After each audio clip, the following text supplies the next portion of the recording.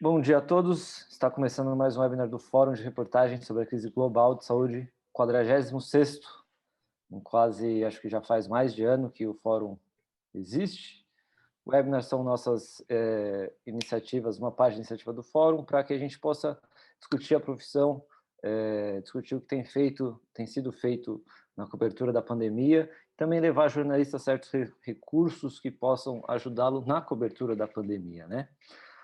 E hoje, assim como a gente fez no começo do ano, a gente reuniu 4 jornalistas, 3 no caso, 3 convidados, faltou o Vitor, como eu disse, para conversar sobre o que foi feito até agora, tanto da perspectiva individual de cada um, né, trajetórias profissionais diferentes, quanto no que ficar de olho para os próximos meses. Eu acredito que seja um debate interessante para todo mundo, quem nos acompanha agora, quem nos acompanha depois na gravação, ver o que outros colegas, que a gente pouco tem conversado com outros colegas, né, ver o que eles estão fazendo, o que eles têm achado. E creio que com os convidados de hoje a gente pode ter um bate-papo muito produtivo. Então, antes de mais nada, queria começar agradecendo a Júlia Granchi, a Daniele Sanches e o Fred Santana pela presença, disponibilizarem 1 hora aí do dia deles para conversar com a gente. Júlia, tudo bem? Muito obrigado. Bom dia, Daniel. Obrigada pelo convite. Um prazer estar com vocês. Daniele, acho que está travada a imagem, está meio congelado agora. Eu vou para o Fred. Então, Fred, tudo bem? Como vai? Muito obrigado.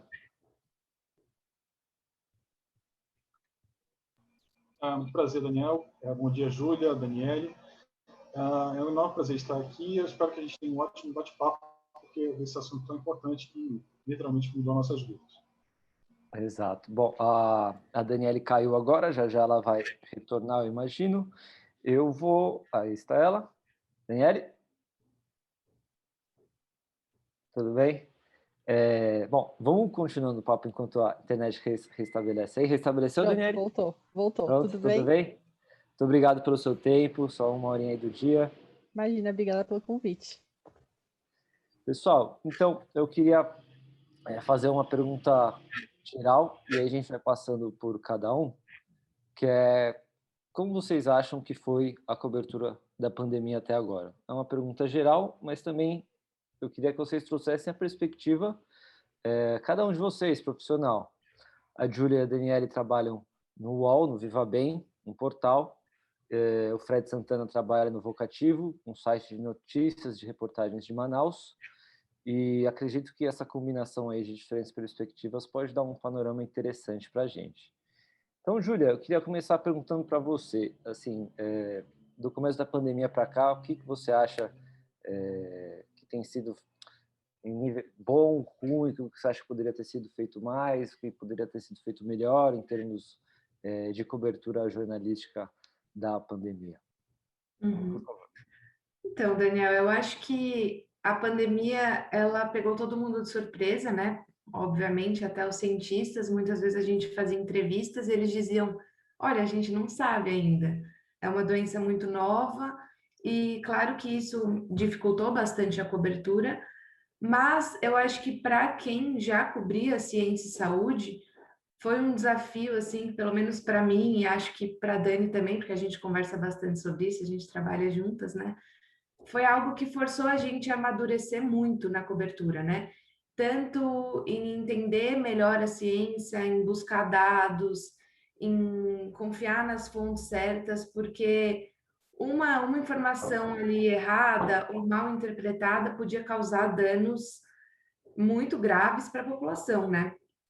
Então, eu acho que teve falhas, sem dúvida, principalmente para portais que não cobriam ciência e saúde, jornalistas que ainda não estavam muito acostumados, porque realmente é um tema complexo, mas também teve muita coisa boa, assim, uma ótica mais positiva e otimista. Eu vejo com bons olhos o trabalho de colegas e o trabalho que a gente tem feito no Viva Bem. Eu acho que tem muita coisa bacana para se orgulhar. Bacana. Eu queria puxar daí e jogar, vou manter aqui na casa do UOL, dessa incerteza que a gente tinha no começo, lá no começo da pandemia, havia muita incerteza sobre o coronavírus, os efeitos, enfim, quanto tempo ia durar. E a partir de que as coisas foram acontecendo, a gente começou a ver na prática, né, o que o vírus causava. E ali no final do ano passado, as vacinas começaram a ter mais espaço, né, no noticiário. Os imunizantes, aí todas as notícias relacionadas, sommelier de vacinas, fura-filas, além das coisas relacionadas também à parte, digamos, que ficaria no famoso poder, né, na editoria de Brasília, que aí começaram a tratar das coisas da compra das vacinas, da CPI. Eu queria saber, Daniela, se você acha que faltou algo nessa cobertura das vacinas, se ainda falta algo, se foi uma cobertura completa, e digo isso de maneira geral, tá? Também da sua perspectiva de leitora. Eu acho que, como a Júlia falou, foi um desafio, é um desafio ainda muito grande, porque, como a gente estava conversando aqui em off, né, com o Fred, são muitas narrativas hoje que tem no Brasil, falando sobre eficácia de vacina, sobre como elas foram feitas, e enfim. Eu acho que, no geral, foi, pelo menos o que eu tenho lido até agora, e quando a gente fala da grande imprensa, eu digo os portais sérios, né, que não são, né, que não estão postando nada, não estão publicando nada negacionista, enfim. Eu acho que foi positivo, sim, as informações são muito consistentes, acho que o que está sendo publicado está muito responsável também, sabe? De dar a informação para as pessoas no sentido de falar, olha, é seguro sim, você precisa se vacinar sim, e sempre puxando para aquela ideia do coletivo, que eu acho que, embora o Brasil tenha uma tradição muito forte de vacinação, quer dizer, a gente tem um movimento, as pessoas que são contra a vacina no Brasil não é um movimento igual existe na Europa, por exemplo, é um grupo muito pequeno, né? O brasileiro tem a confiança no sistema de vacinação, mas eu acho que ainda existe essa narrativa de eficaz, não é eficaz, enfim, o problema das fake news eu acho que ficou muito difícil para as pessoas, elas ficaram muito confusas. Então eu vejo muito positivamente o que está sendo publicado, porque tem muita informação de uma forma responsável para falar, olha, é uma proteção individual, mas se você não se vacinar, ninguém vai sair desse atoleiro que a gente está. Então, lembrando do coletivo, sabe? Eu acho que o brasileiro ainda não tem muito essa noção de que a vacinação não é uma proteção individual. A proteção é um pacto coletivo. Se você não faz todo mundo, não vai funcionar. Então, e especialmente no Viva Bem, quando a gente faz matéria de vacina, a gente sempre conversa e a gente sempre reforça esse tópico. Olha, é um pacto coletivo. Se meia dúzia não quiser fazer, não vai adiantar. Todo mundo que pode se vacinar tem que se vacinar, entendeu? Então, eu enxergo com bons olhos, assim. Tem muita coisa, como a Júlia falou, ainda tem falhas, claro, tem muitas coisas que a gente ainda precisa explorar, mas eu vejo com bons olhos. Eu acho que a gente está evoluindo bem. Bacana. Vamos aqui que o Vitor acabou de entrar. Vitor, tudo bem? Na escuta? Opa, tudo bem? Bom dia. Bom dia, muito obrigado aí pela sua disponibilidade, essa horinha do dia. A gente vai... Eu que agradeço. Não, eu que agradeço a sua presença. A gente vai continuar aqui. Eu estou passando uma pergunta geral sobre a avaliação em retrospectiva, né, do que foi feito até agora. Vou passar a palavra para o Fred e aí depois eu falo com você, pode ser? Bom, Fred, você comanda sozinho o site, você digamos, não consegue, ou melhor, até consegue ficar em uma coisa só, mas acaba sendo um exército de um homem só, né? Tocando várias áreas, não só a parte de vacinação, imagino que seja atrás de casos, matérias com números, estatísticas, dados, enfim.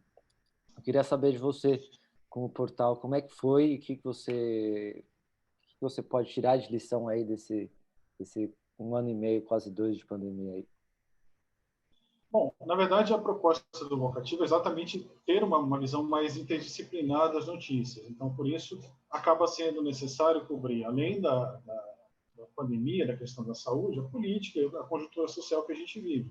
E eu entendo que dessa forma fica mais fácil de entender as notícias e toda essa conjuntura de fatos que a gente vive.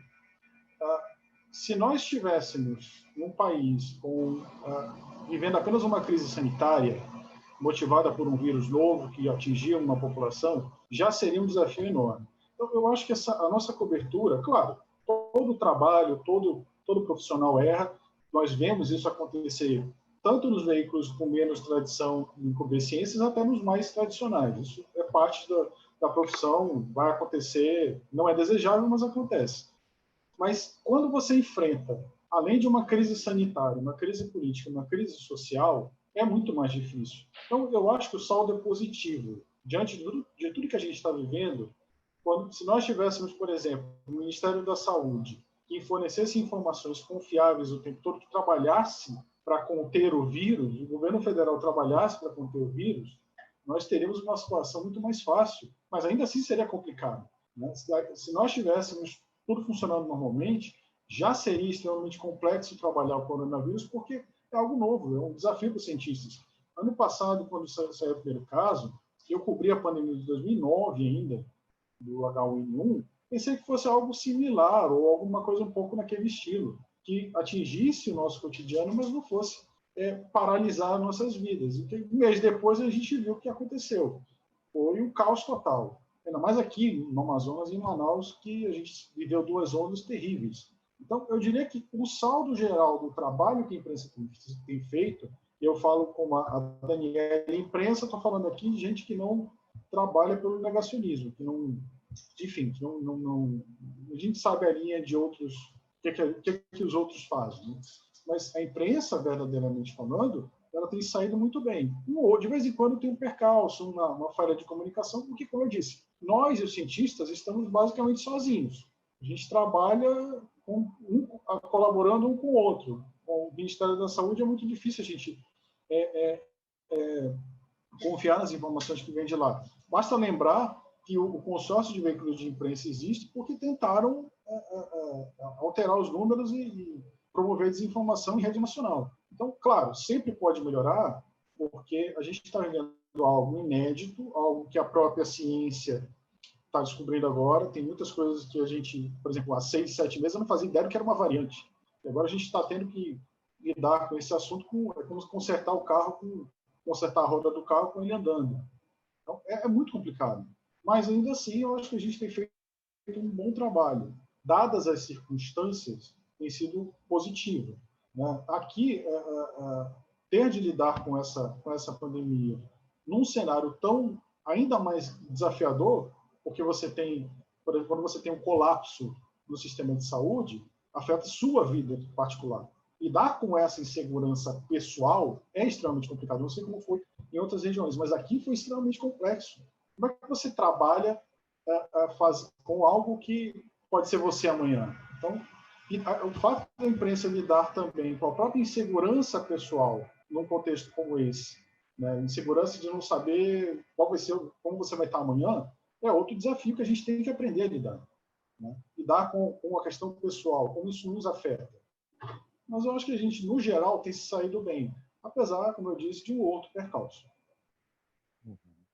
Você tocou num ponto, esse último ponto agora é insegurança pessoal, né? Porque nós também estamos sujeitos ao vírus, e nossos familiares, enfim, os impactos, os afetos a gente pode ser o objeto, né, dessa coisa.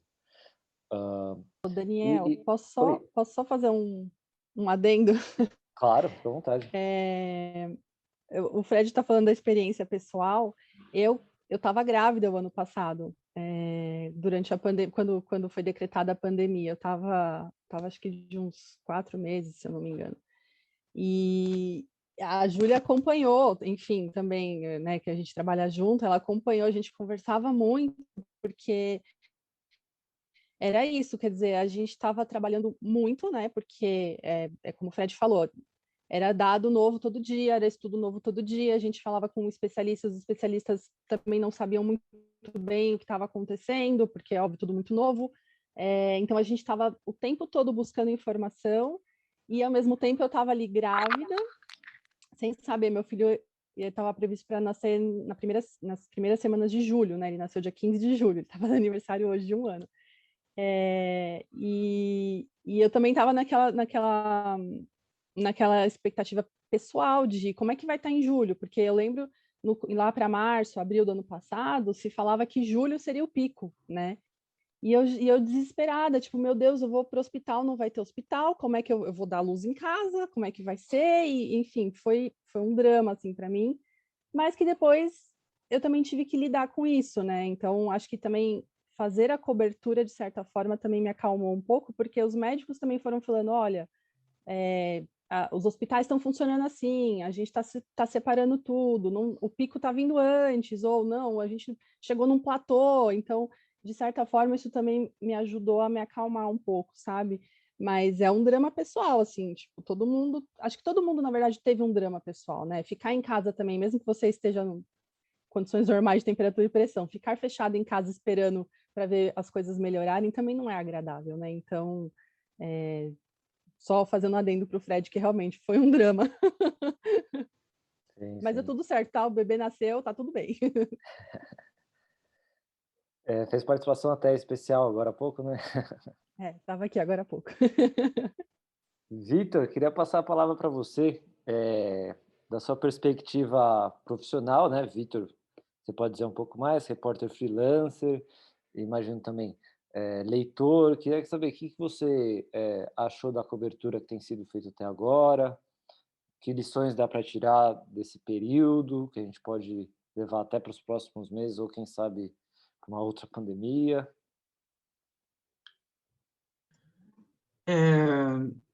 Então, bom dia aí, novamente obrigado pelo convite, desculpa o atraso.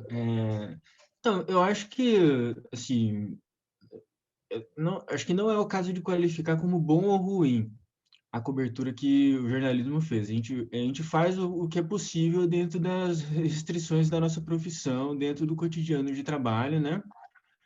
Das redações, dentro do que nossas fontes nos permitem fazer. A gente pergunta para as autoridades, elas dão respostas que a gente vai ter que reproduzir e tudo mais, né?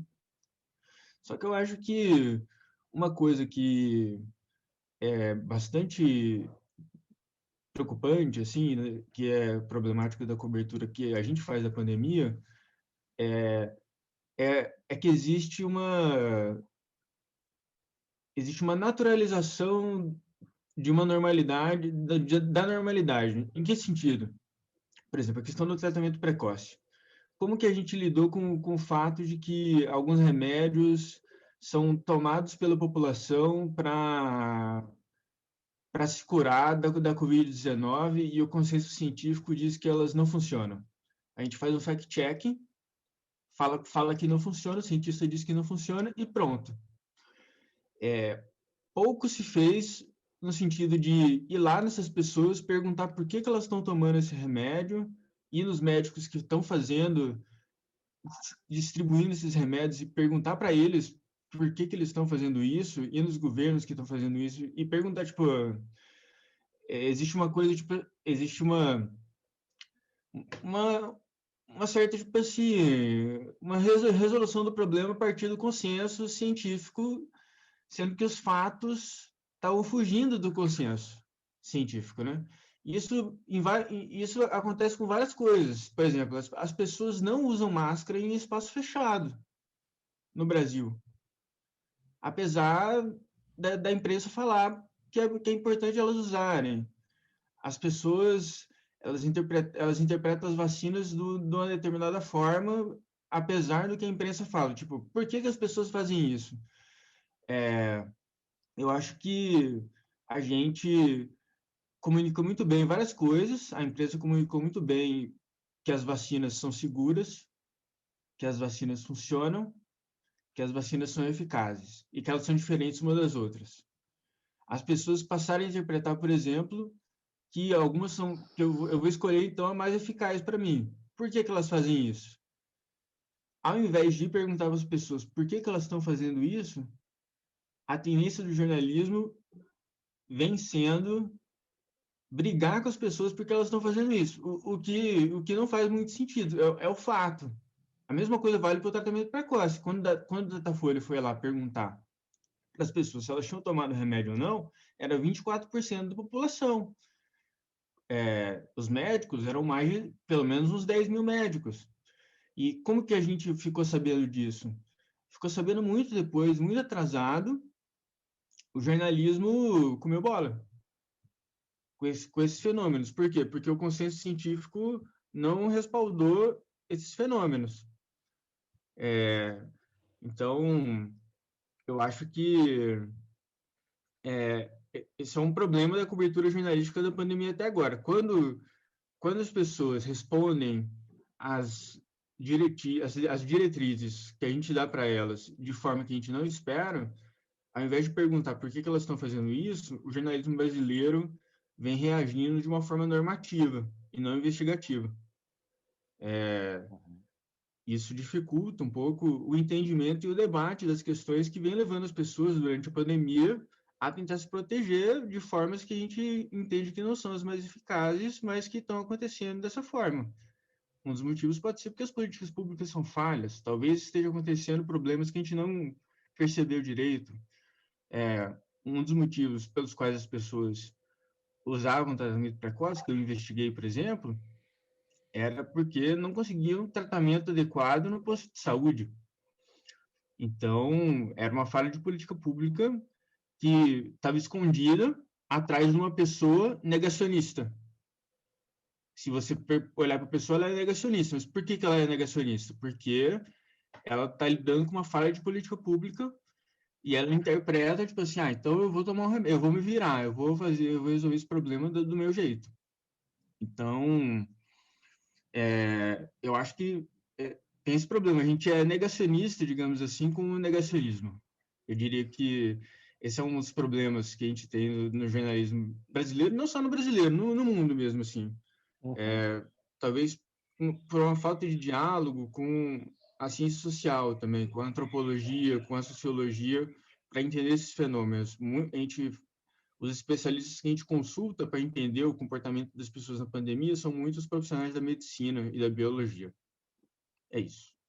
Isso que você comentou agora me lembra um webinar que a gente teve uns meses atrás com a Gabriela Lota, se não me engano, da FGV, que a pergunta foi justamente por que as pessoas não adotam os hábitos considerados ideais pelas referências científicas, as fontes que nós jornalistas recorremos, né?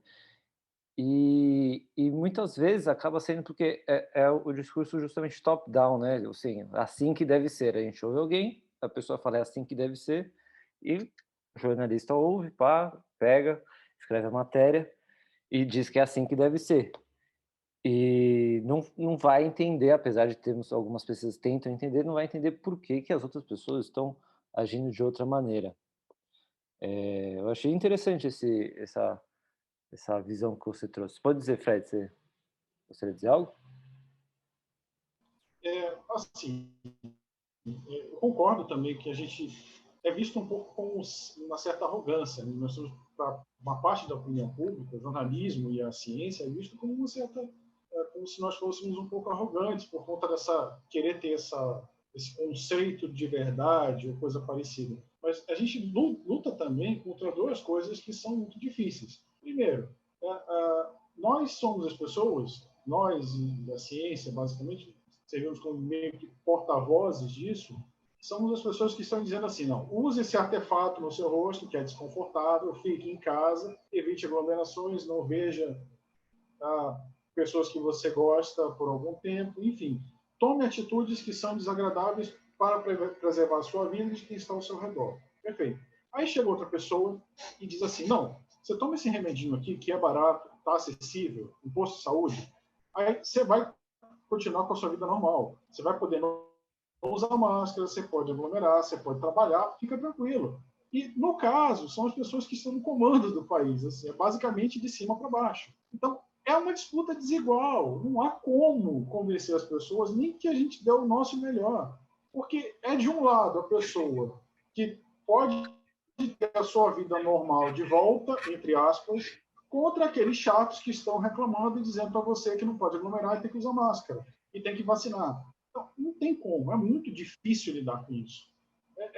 É ser o chato do passeio, é ser a pessoa que está chamando a atenção para uma coisa desagradável. Né? E outra coisa, a gente despreza o fato de que o chefe da nação, são 27 milhões de pessoas, confiaram a sua vida seus impostos, a administração do seu patrimônio público a essa pessoa. É lógico que elas vão seguir o que ele fala. Existe uma influência dessa pessoa no poder, no imaginário das pessoas. Ele tem essa capacidade, quer queira, quer não, por mais controverso que ele seja. Então, existe isso não pode ser ignorado. Então, assim, a gente sabe que é uma luta desigual. Vai ser sempre Davi contra Golias. A opinião, a vontade de fazer algo que é melhor para você, aliás, que é mais agradável para você, ainda que não seja o mais recomendável, contra a recomendação desagradável. Então, é sempre algo que a gente vai estar em desvantagem. Ainda mais quando você tem uma máquina de desinformação por trás disso. Sim. Uma máquina, inclusive, se passando por jornalismo. Então, é muito desigual. Então, fora esse aspecto que o Vitor falou de ter mais proximidade com as pessoas, tem também essa questão dessa luta.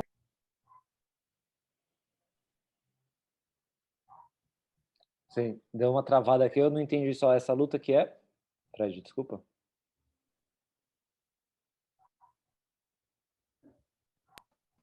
É uma luta muito desigual para nós. A gente está sempre em desvantagem porque está recomendando algo que as pessoas não gostam de fazer. Por sinal, nem nós. Eu acho que ninguém aqui gosta de usar máscara.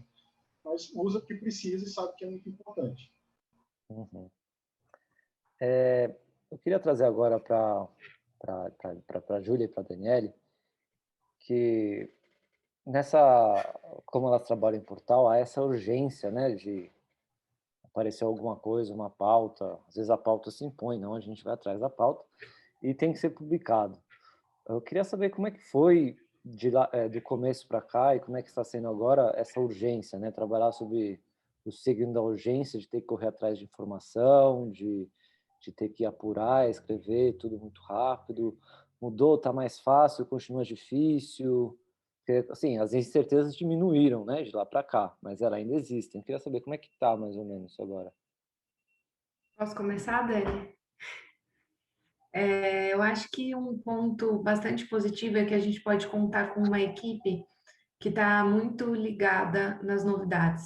Então, todo mundo de Viva Bem, mesmo que não seja todo mundo que saiba tudo sobre vacina ou tudo sobre máscara, cada um está olhando alguma coisa. Então, quando algo se impõe com muita urgência, a gente sempre pode contar com um colega, com um editor, se você está em dúvida, para te dar uma direção, né?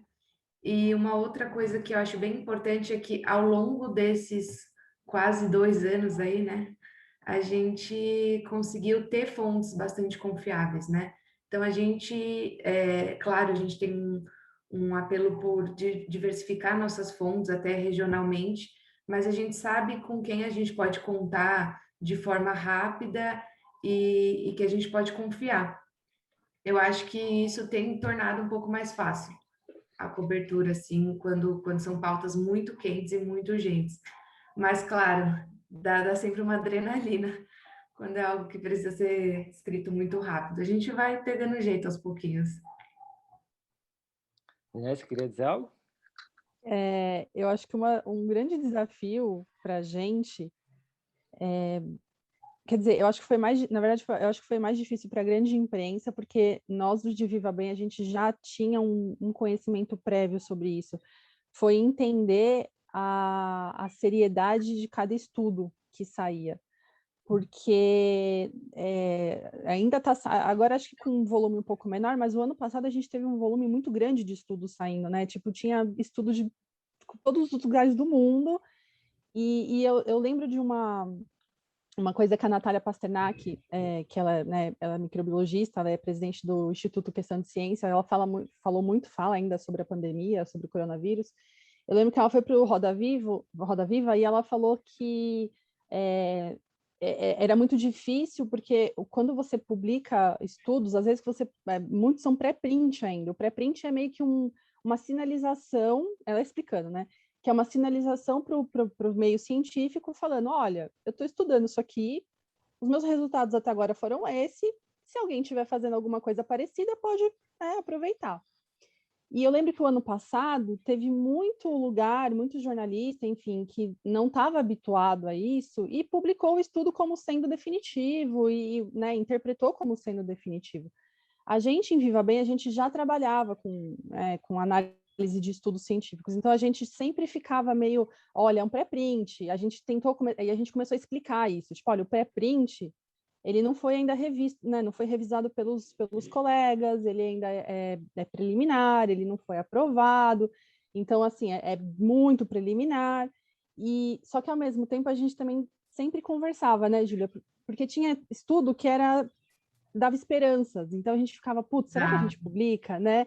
Será que a gente Exato. publica? E se a É gente o que for o Fred publicar... falou, né? Porque você vai contra a maré. O leitor, ele quer que Exato, aquele remédio funcione. E exato, você vai chegar e vai falar assim: olha, exato, na verdade, esse estudo não quer dizer que ele funciona. Quer dizer que, sei exato. lá, em um camundongo ele teve um bom resultado. Então a gente ainda Então, saía como os bad guys, assim, né? Como os vilões. exato.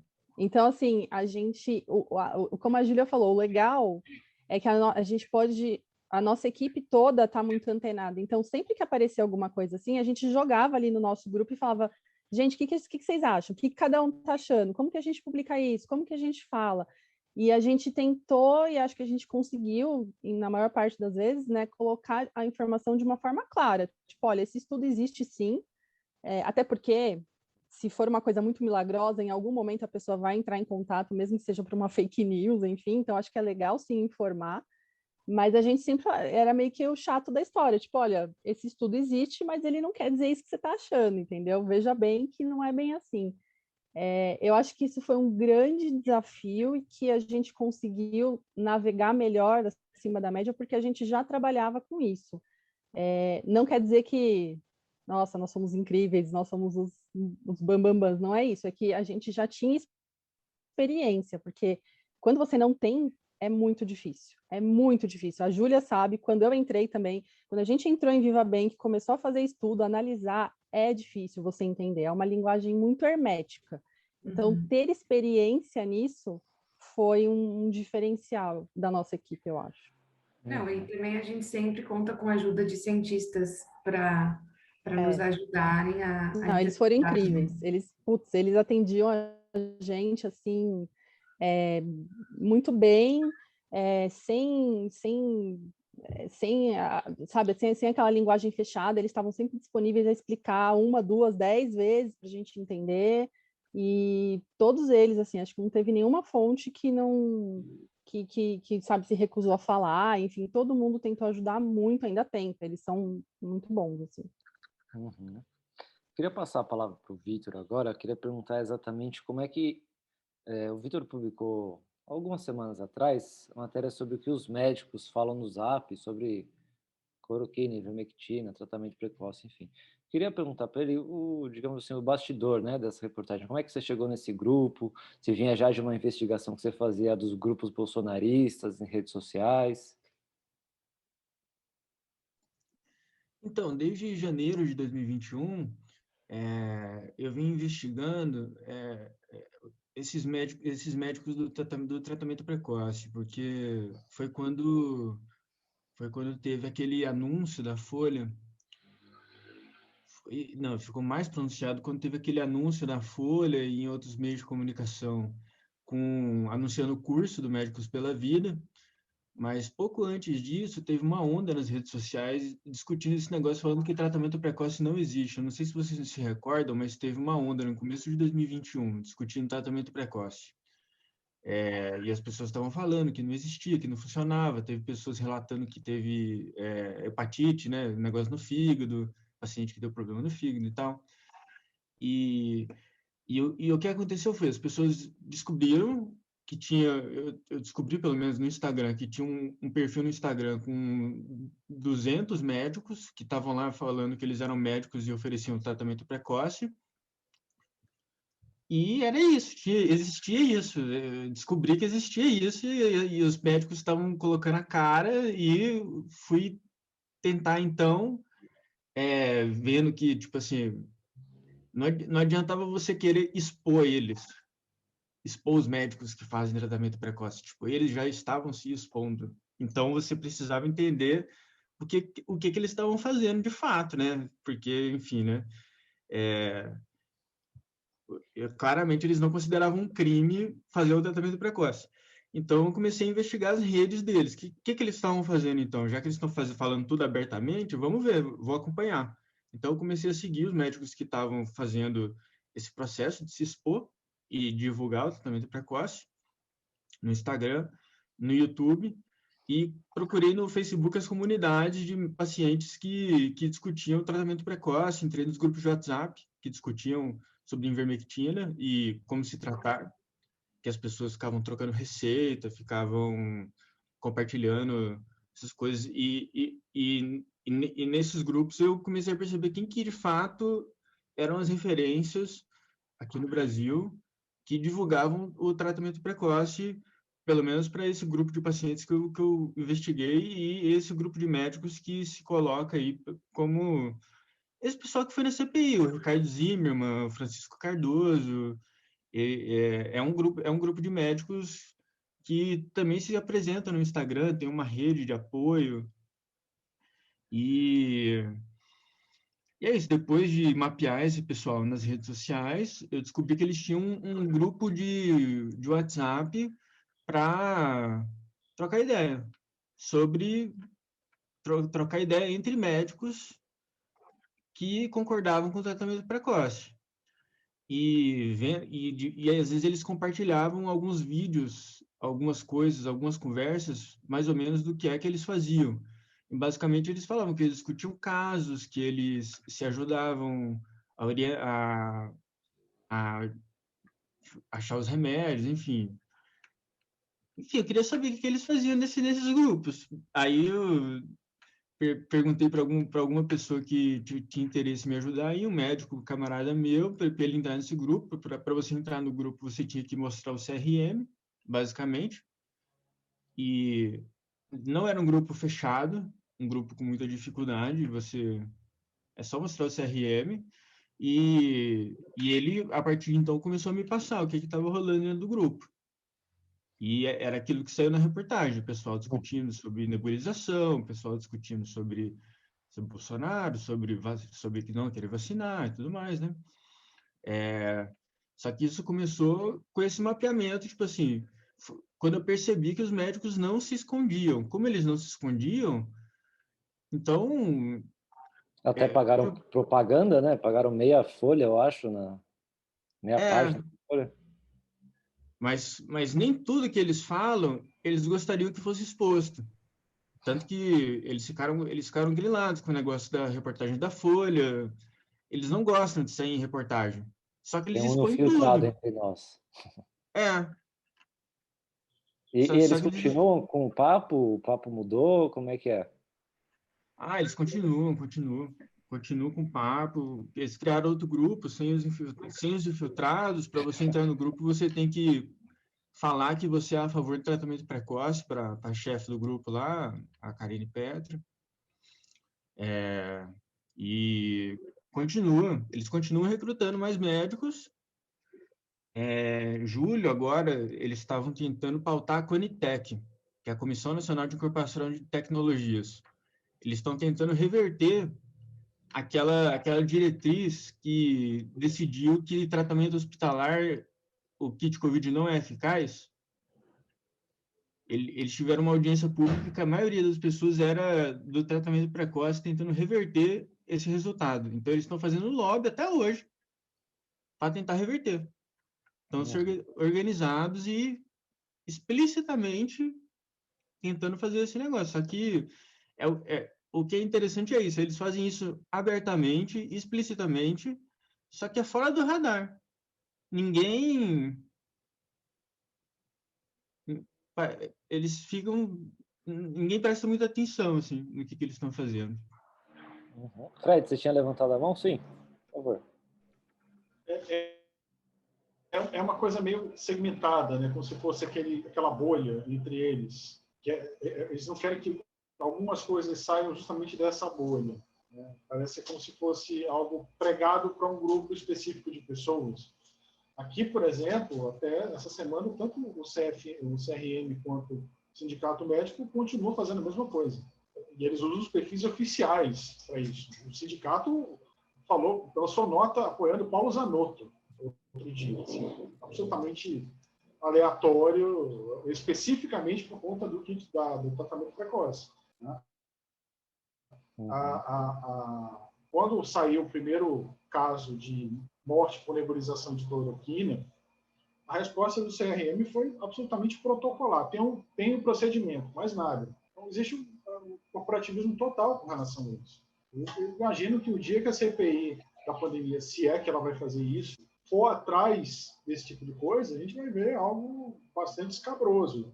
Porque essa defesa, mesmo com agora, com o Ministério da Saúde já admitindo publicamente, inclusive, que é ineficaz, isso provavelmente tem algum outro motivo por trás. Não é autonomia médica.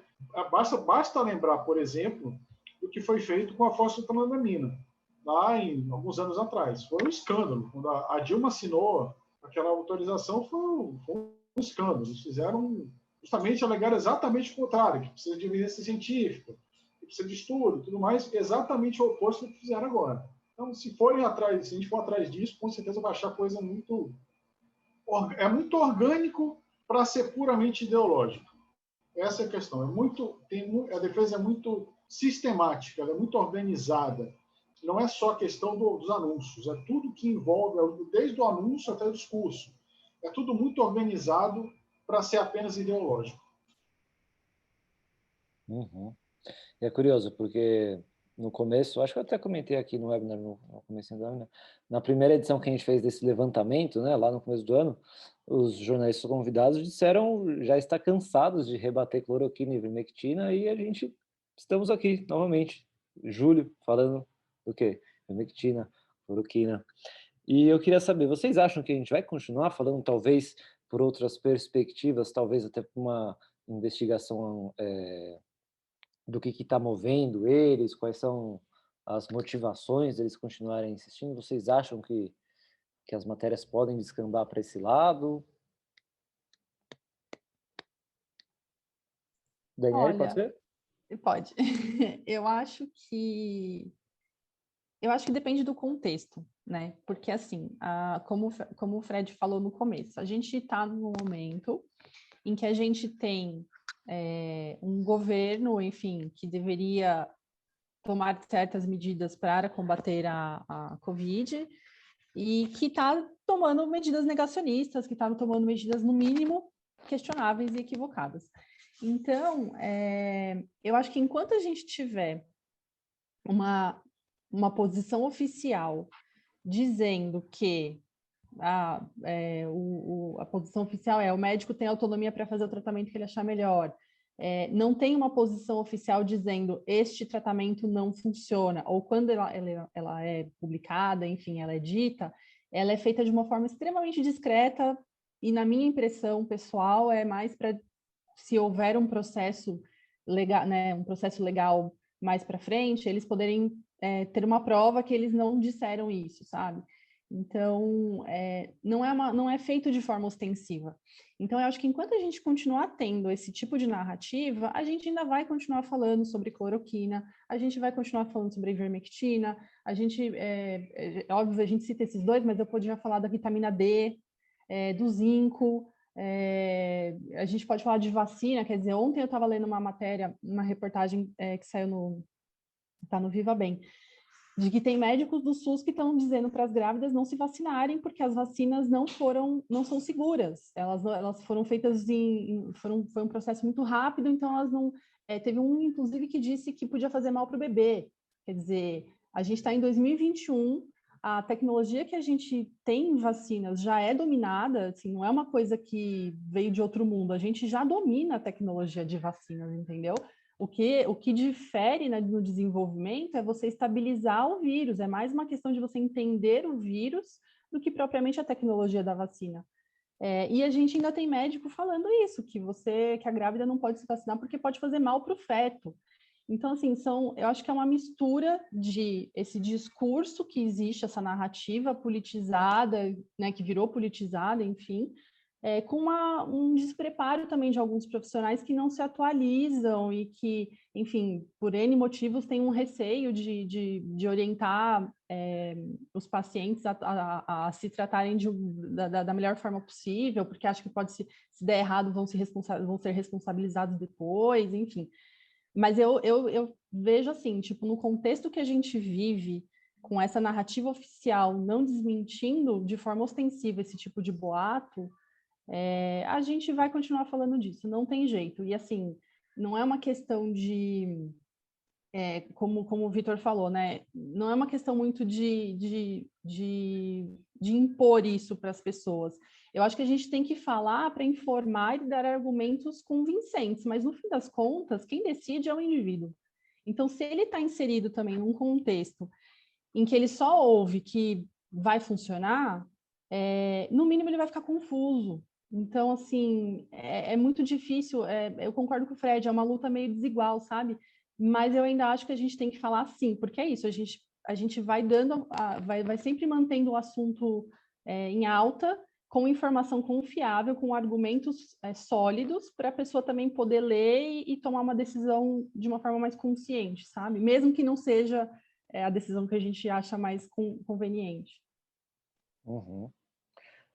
Além dessas coisas relacionadas à vacinação, queria fazer uma pergunta geral aqui. A gente está com quase 45 minutos de web, né? Queria fazer uma pergunta geral. No que os jornalistas devem ficar de olho para os próximos meses? Tanto no que a gente já vê de países que estão, digamos, mais avançados na vacinação, quanto questões de se vai mudar a faixa etária, de internações. O que vocês acham relevante a gente manter essa data? E até, inclusive, uma visão retrospectiva, né? Que aí agora começam a surgir os documentos, gente querendo ser fonte, expor dados, expor alguma informação.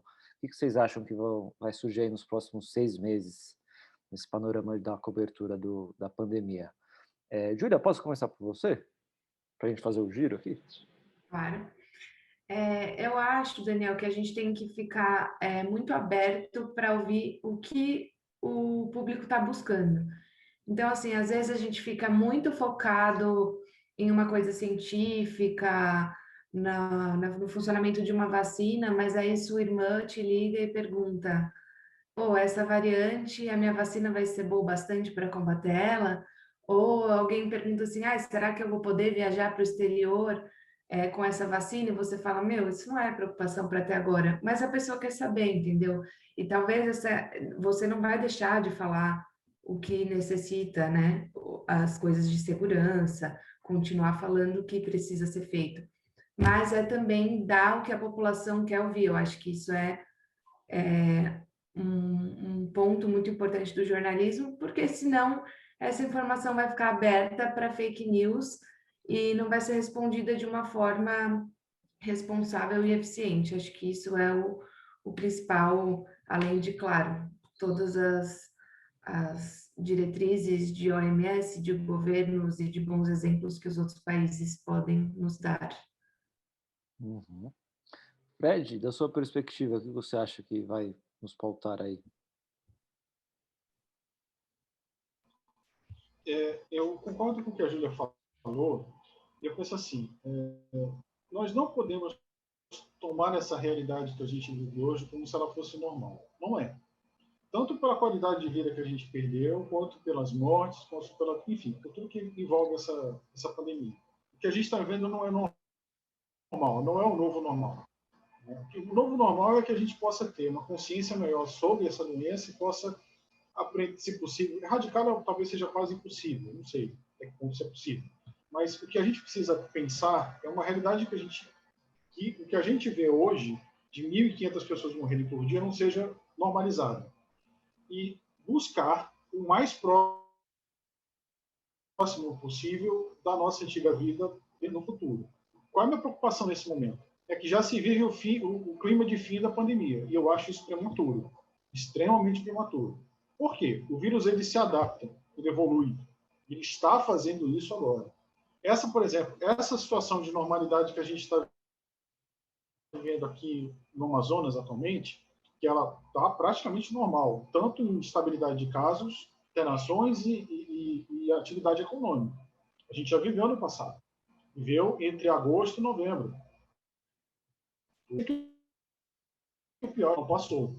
Eu acho que a gente precisa entender que o problema ele não vai embora sozinho, a Covid ela não vai acabar por si só, que a vacinação isoladamente não vai resolver o problema, ela é fundamental, ela é primordial nesse combate, mas sozinha ela não vai dar conta, até porque o vírus se espalha e se adapta mais rápido do que a gente a ele.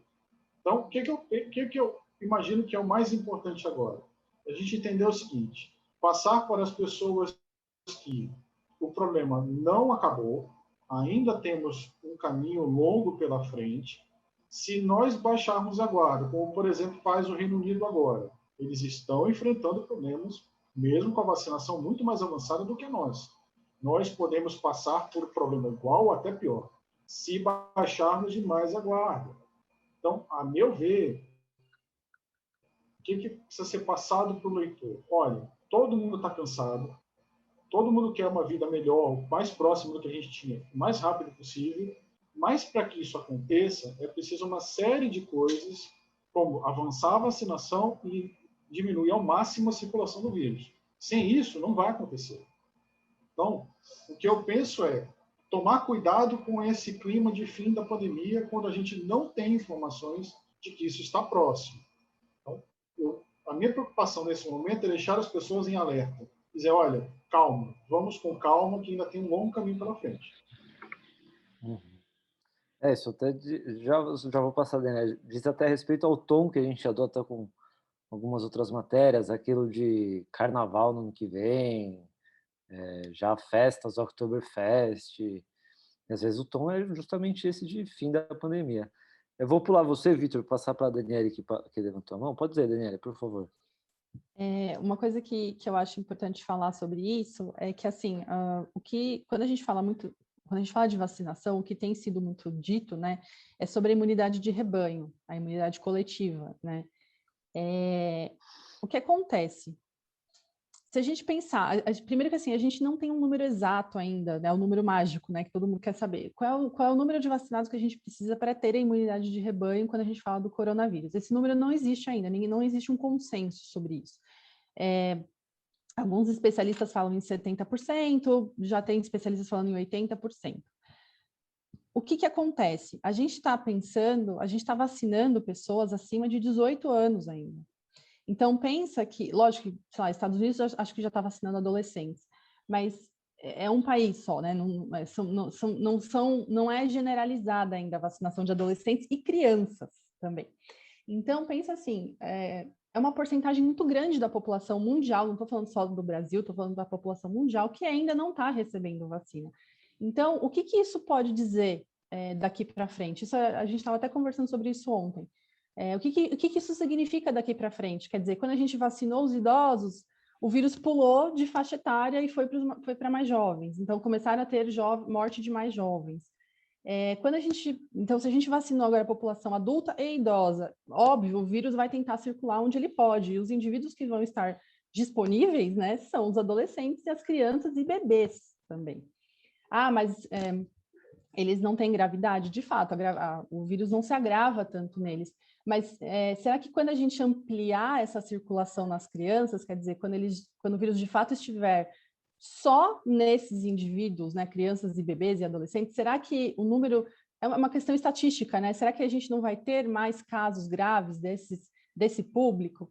Então, é uma pergunta que eu acho que a gente ainda vai ver.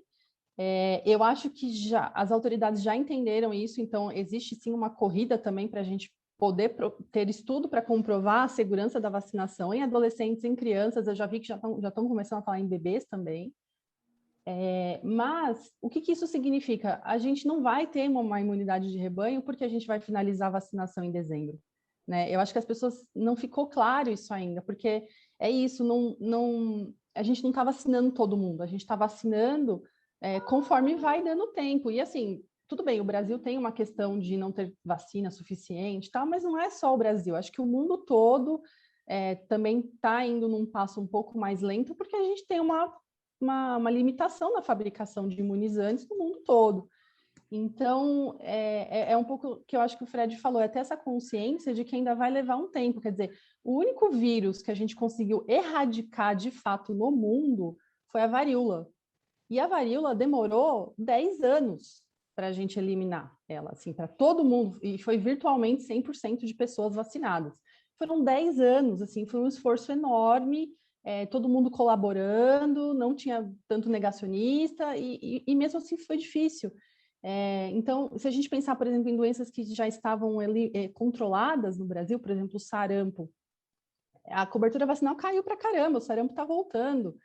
Rubéola está voltando, porque a cobertura vacinal caiu.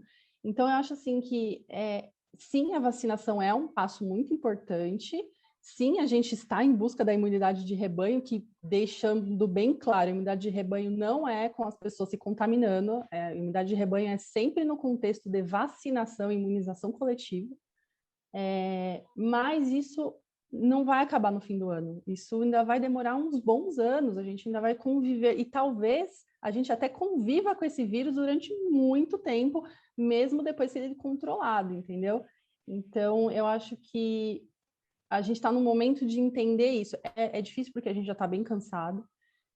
Como eu falei, meu filho nasceu na pandemia, ele não conhece metade da minha família, é difícil, mas não tem muito o que fazer, assim, porque o risco de você abrir mão agora e começar a abrir é voltar a estaca zero e a gente não ter controle do vírus de novo e as variantes começarem a surgir de novo, porque enquanto tiver um indivíduo suscetível a pegar esse vírus, e a gente não tiver ainda, né, com grande parte vacinada, ele vai poder mutar, ele vai virar uma cepa nova e ele vai se adaptar, que é isso que ele faz, e a gente vai estar vulnerável, entendeu?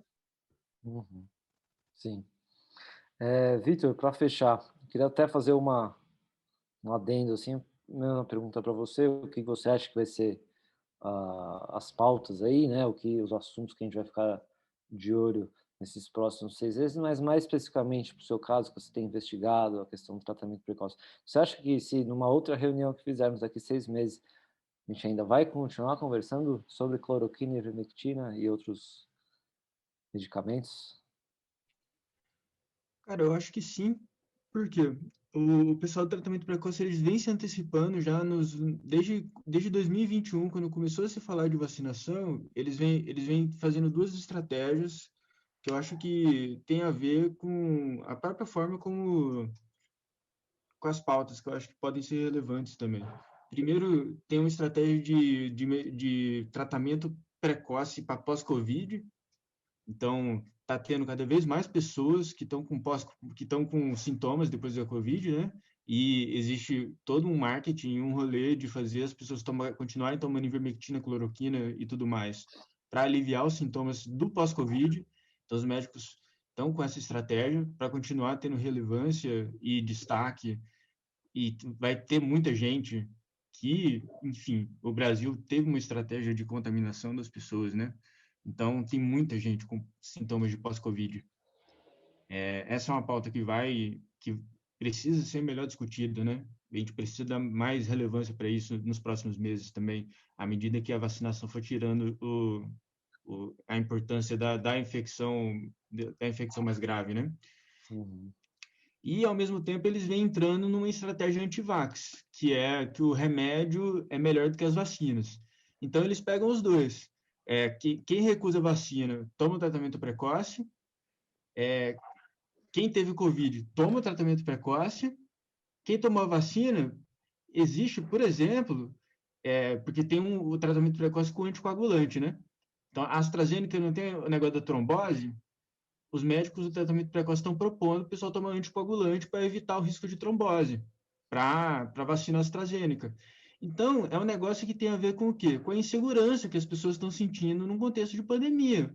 Como está morrendo muita gente todo dia e a vacina não está resolvendo o problema, as pessoas estão inseguras, esses médicos se aproveitam dessa situação, né? O problema principal é esse. Então, por isso que daqui a 6 meses a gente não vai ter resolvido o problema do tratamento precoce, porque daqui a 6 meses a gente não vai ter feito as medidas de controle de transmissão para que as pessoas se sintam seguras de fato, que elas possam ficar em casa de fato, ficar seguros. A gente vai continuar com essa coisa da vacinação e só.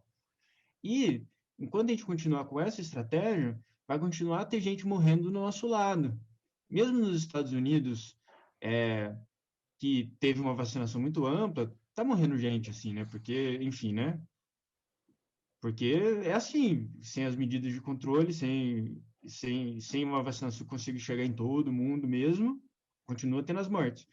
E a insegurança continua. O fator psicológico que fundamenta o tratamento precoce e o interesse de mercado desses médicos, de continuar tendo a clientela, de continuar construindo esse negócio, vai continuar também.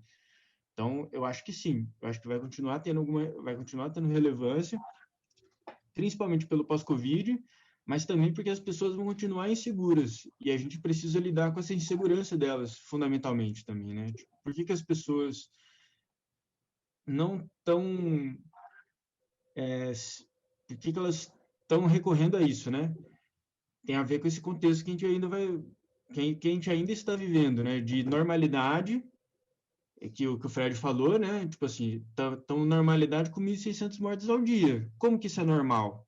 As pessoas estão criando mecanismos para conseguir viver com 1.600 mortes ao dia. Um deles é tomar um remédio que não funciona. Tem outros que as pessoas vão inventar, né? E a gente precisa investigar para descobrir também. Vai ter vários. Perfeito. Gostei dessa, tratamento precoce pós-Covid, até estranho. Gente, 12:03 agora, já passamos aqui dos 50 e poucos minutos de webinar. Queria agradecer a presença de todos vocês. Lembrar também a quem nos acompanha que o vídeo vai estar disponível no YouTube, então se chegou mais tarde, perdeu alguma parte, pode acessar lá no site no canal do IJNet. Depois a gente posta o vídeo também no grupo do Facebook do Fórum de Reportagem sobre a crise global de saúde. Também, mais um recadinho, queria lembrar aos participantes que a gente vai mandar uma pesquisa, se puderem responder, por favor, o que acharam, o que pode ser relevante para as próximas edições, a gente fica muito agradecido. Júlia, Daniele, Vitor, Fred, muito obrigado pela participação de vocês, disponibilizarem 1 hora aí do dia de vocês, acho que o papo foi interessante, espero que vocês tenham gostado também. Foi ótimo, obrigada, Daniel. Foi ótimo, Daniel, obrigada pelo convite. Valeu, Fred, Vitor, muito obrigado. Obrigado, Daniel, obrigado a todos pela participação. Obrigada, Tchau, Júlia, tchau, Daniele. Tchau, tchau. Tchau, tchau.